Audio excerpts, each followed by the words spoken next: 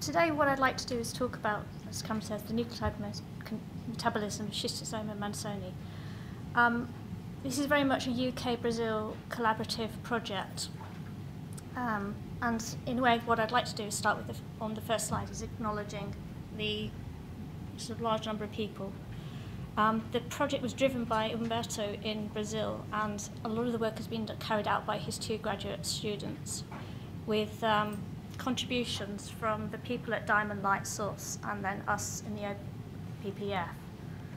So what I'd like to do first is sort of just remind those of you who don't know what schistosomiasis is. So it's a human trematode flatworm. It's one of the causative agents in schistosomiasis, which is a disease of poverty, and according to the WHO, in socioeconomic terms, is second only to malaria in its effect in tropical countries. So its control is really based on one drug treatment. So as you know, we've seen the common theme that if there starts to become increasing resistance, then you have a problem. So what I'm going to focus on today is the purine salvage pathway, because the worm is actually totally dependent on the purine salvage pathway in order to supply the purine precursors it needs for its energy and its polynucleotide binding that it needs. So as such, as an essential pathway, it represents a target for novel drugs. So the aim of this project was to structurally and biochemically characterize the nucleotide metabolism of schistosoma mansoni. So this is what we do in the OPPF. We're a national resource centre for protein production. We're a service where it's free at the point of access for UK academics, and there's access to Europeans through the Instruct funding mechanism. So what we do is we sort of parallelise the first stages of protein production, so the cloning, the small-scale expression screening, and then to a certain extent also the protein purification and the crystallisation as well. So in terms of this project, it's been very much a sort of collaboration. So the target entry in the bioinformatics were done sort of by us and by collaboration with Brazil. So there was a lot of toing and froing of emails between myself and Humberto about the experiment that we were going to do. And then just about 2 years ago now, we did our first pilot experiment where it was 48 constructs through.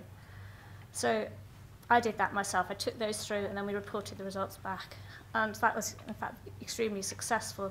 So then Humberto's two graduate students then came over and carried on, did a larger scale experiment. And then the protein purification, some of it happens in the UK, a lot of it happens in Brazil.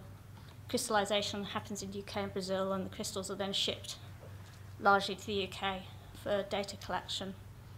And then the structures are then solved back in Brazil. So there's a lot of toing and froing. And so the idea is that we kind of parallelize the very beginning of the process so that we sort of rapidly explore expression space to arrive at proteins for crystallizations. And actually in terms of our proximity, we're immediately adjacent to Diamond Light Source, so there's a lot of synergy in terms of our interactions. So it's sort of a very, very brief overview. We had 23 targets at the beginning. Those of you who counted the number of enzymes on the original slide, there are actually 14. So we've actually looked at some of the enzymes involved in pyrimidine synthesis and salvage, but also a target. If you use a codon, we've also explored codon optimization for one or two targets. So a target is just a different DNA sequence. So we've designed a total of 128 constructs. We made, if you average it out, 5.6 constructs per target.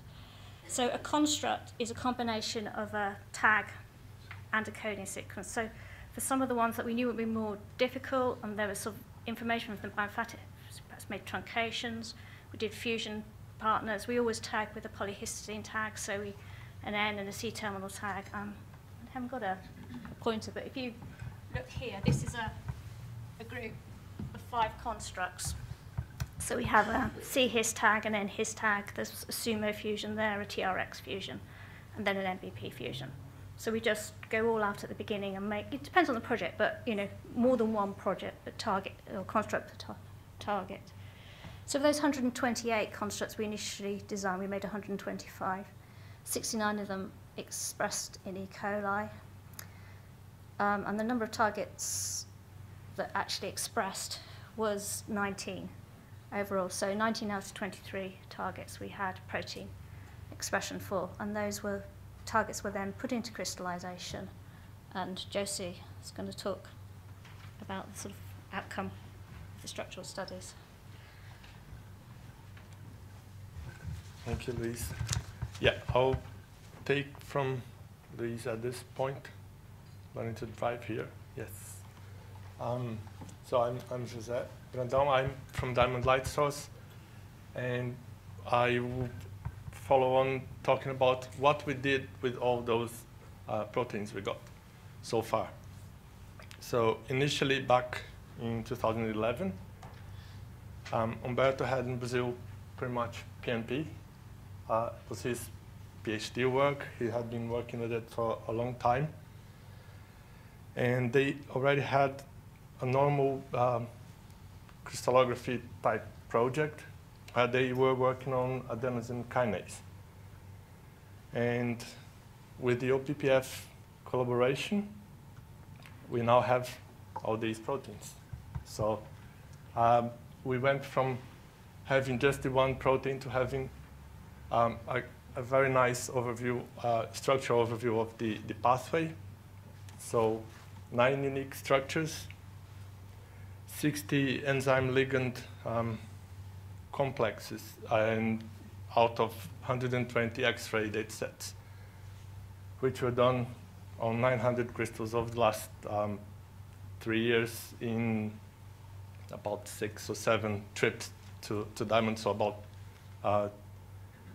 100-something crystals per visit. So it shows how we've been using the synchrotron as well as being, well, myself at least, as well as being staff. And this was definitely very much only possible because of this type of collaboration of using the OPPF as a facility as well. I'll give you one example of one of the proteins, adenosine phosphorylase. It is a protein that was originally thought to exist, but nobody had actually isolated it properly. There was a model that was taken from the human methylthioadenosine phosphorylase for humans, because in humans, this pathway doesn't exist as such, so the adenine is only obtained through the indirect path from adenosine to AMP back to adenine. There is no direct conversion. And for a long time, PNP down here was suggested as being the phosphorylase that could take from adenosine to adenine as well. And once the schistosoma genome was done, the sequence was identified, and it bears 47% identity to the human sequence. And in that OPPF run, the schistosoma adenosine phosphorylase was clone crystallized and biochemically characterized. So the summary of the story is that the schistosoma protein does catalyze both methylthioadenosine, which was the original hypothesis taken from the human protein, but also very much does the adenosine to adenine catalysis. And the very interesting result is that the human form, the MTAP protein, it does not like catalyzing adenosine into adenine. So it's a very nice result that in that it is a potential protein target, should we ever pursue that route. One of the type of results we get from doing a fragment or a structural X-ray campaign is this one below here. You have 3 pictures of the active site, with 3 different ligands. First one is tubercidin, which is an adenosine analog, which is an inhibitor for adenosine phosphorylase with MTA and with adenine at the back there. So these are data sets that were taken from mutants of the proteins, of the adenosine phosphorylase binding assays using Raman spectroscopy that can look into how the compounds change during how they are bound to the proteins. And Raman is very good because it looks at a cyclic chemistry. And a very important part of what I aim to do in the future is to find collaborators to do the validation of this target. So, thank you very much.